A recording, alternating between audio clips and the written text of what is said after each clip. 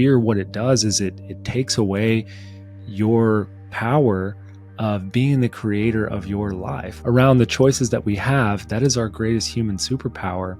And the more fear we have, the less options of choice that we see, and thus binary thinking, right? We don't see all the other options of B, C, D, E that can potentially happen.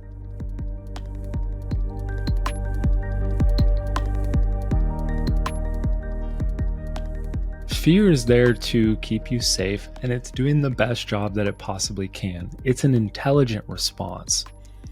And so from that place, understanding that's an intelligent response, you can start to see like, okay, it's trying to help me in this moment. It's telling me to kind of just like, it's shutting down my body because it's afraid that I'm going to fall off this cliff, right?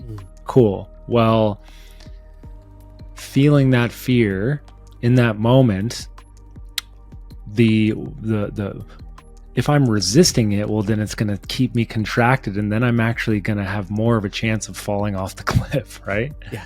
Versus if I actually just notice, breathe through it, take a moment, titrate it, and then actually process it through my body.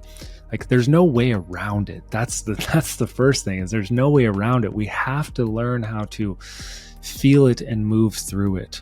Like, there's no magic pill, but it's getting comfortable with the uncomfortable feeling. And the first step in that is learning how to live inside of your body and not just your mind. Yeah.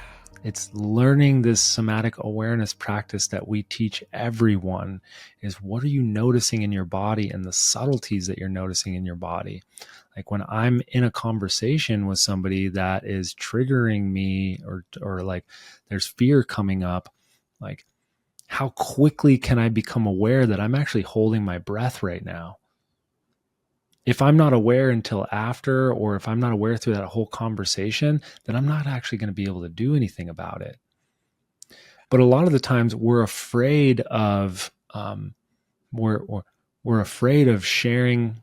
Like, there's the physical body part of it, which ideally is done with another person, or, for yourself in a safe place, laying down. You can shake, you can move your body, you can use your breath, you can use your sound. Those are your tools to move it through your body, is shaking, moving your body, using your sound. Making sound is one of the most important pieces of somatic release, because it sends a signal to your nervous system that there's been a discharge, that there's been a release, that the threat has been solved. So if every part of you wants to scream as loud as you can right now, but you're like holding it in, like, that scream is going to be the thing that tells your body that the threat has been solved and that you're safe. Right? So there's the physical component of it, and then there's the mind part of it that is pretty complex, because we're humans and we're social creatures and we have all this complexity. But it's from there, it's like, how quickly can you notice when you're in binary thinking? How quickly can you notice if you feel pressure right now to make a decision? And how quickly can you notice if you're not saying the thing that you actually want to say? Mm-hmm. That's probably the biggest one.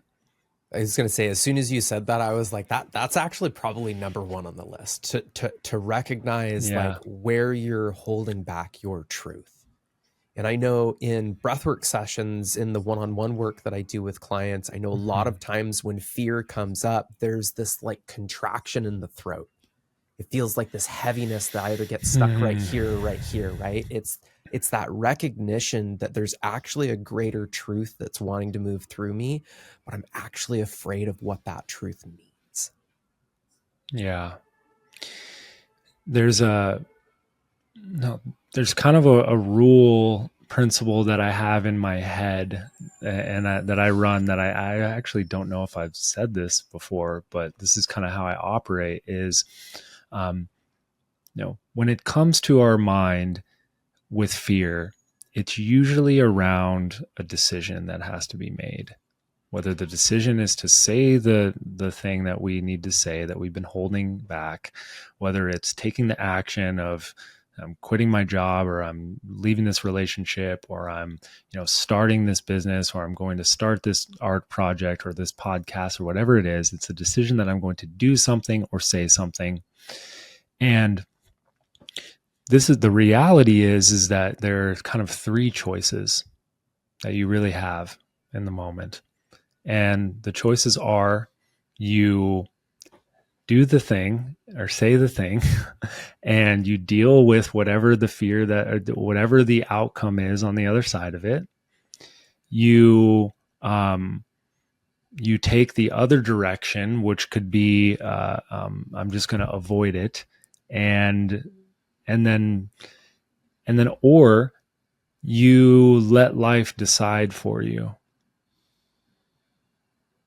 And that is can be an incredibly painful thing for a lot of people. Mm-hmm. That we don't realize. A lot of us, we avoid something because we're in fear. We don't say the thing. We don't actually move towards it or decide to leave it, right? Move away from it. And if we stay in that middle ground, well, then we have to be okay with life deciding for us. And that can be incredibly painful because then we have to deal with the consequences of life deciding for us. And then we actually didn't flex our human superpower, which is the choice that we have, which to me is claiming that I'm actually the creator of my life. That's at the end of the day, fear, what it does is it takes away your power of being the creator of your life. We all have choice over everything. Over most things, right? There's things we don't have choice over, like my body and who my parents are and all of those things. But around the choices that we have, that is our greatest human superpower.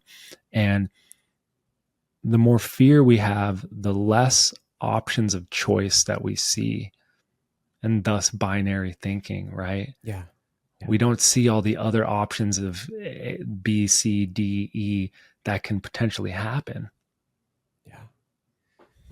So I'm curious, Jaggers, like what would you say to somebody who, and I hear this a lot in just people asking questions about breathwork. Like I'm afraid to do a breathwork session. I'm afraid of what I might encounter. I'm afraid what might come up.